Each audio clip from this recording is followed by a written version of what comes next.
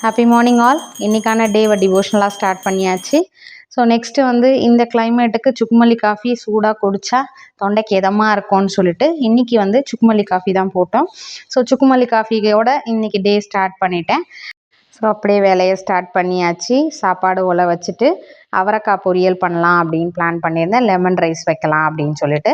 அதுக்கடுத்து பார்த்தீங்கன்னா இன்றைக்கான சுண்டல் பார்த்தீங்கன்னா இந்த மஞ்சள் பட்டாணி சுண்டல் தான். இது வேக வச்ச தண்ணி தான். இந்த தண்ணியை வச்சு நான் செய்ய போகிறேன். அதை அப்படியே பாருங்கள், என்ன செய்கிறோன்னு பாருங்கள். அதுக்கடுத்து பார்த்தீங்கன்னா இது வந்து சம்பா ரவை கோதுமை இருக்குது இல்லைங்களா, அந்த சம்பா கோதுமை தான் இது. நல்லா வாஷ் பண்ணிவிட்டு ஊற போட்டுட்டேன். இதில் வந்து புட்டு செய்யலாம் மார்னிங் பிரேக்ஃபாஸ்ட்டுக்கு. ஒரு ஹெல்த்தியான, நார்மலாக வந்து உப்புமா செஞ்சால் சாப்பிட மாட்டாங்க இல்லைங்களா குழந்தைங்க, அதனால் இந்த மாதிரி பிளான் பண்ணேன். இது என்னன்னு உங்களால் கண்டுபிடிக்க முடியுதுங்களா? இது தேங்காய் எண்ணெய். இந்த இந்த கிளைமேட்டுக்கு நல்லா அந்த மாதிரி ஆகிடும்.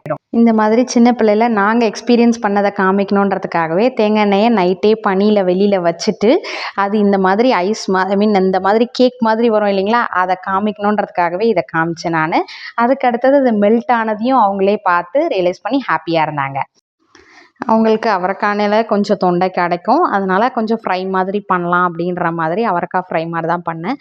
லெமன் ரைஸ்க்கும் அது வந்து கரெக்டாக ஃப்ரை அந்த மாதிரி இருந்தால் தான் வந்து சூட் ஆகும் இல்லைங்களா. வெறுமனே வந்து வெறும் சில்லி பவுடர் மட்டும் போட்டு அதை ஃப்ரை பண்ணி எடுத்துக்கிட்டேன். அப்போது அதுக்கு வந்து கரெக்டாக சூட் ஆகும் அப்படின்ற மாதிரி.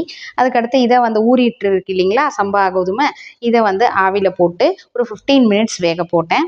லெமன் ரைஸும் ரெடி பண்ணி எடுத்துட்டேன். அதோட வேர்க்கடலையும் வந்து எண்ணெயில் பொரிச்சு எடுத்துட்டேன். இதை பாருங்கள், நல்லா வெந்துடுச்சு.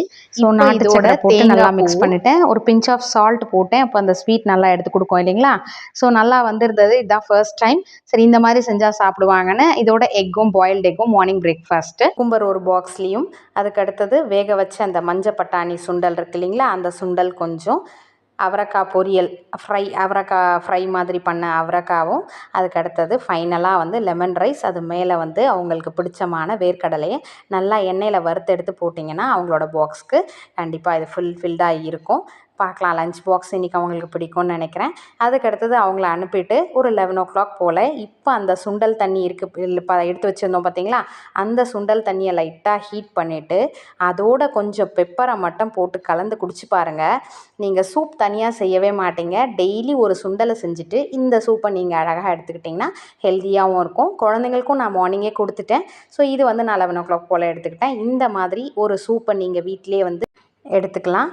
இதுக்கு அடுத்து பார்த்தீங்கன்னா ஆஸ் யூஷுவல் ரொட்டீன் ஒர்க் போகும். ஹாப்பினஸ் பாருங்கள், ஹாப்பியாக இருங்க.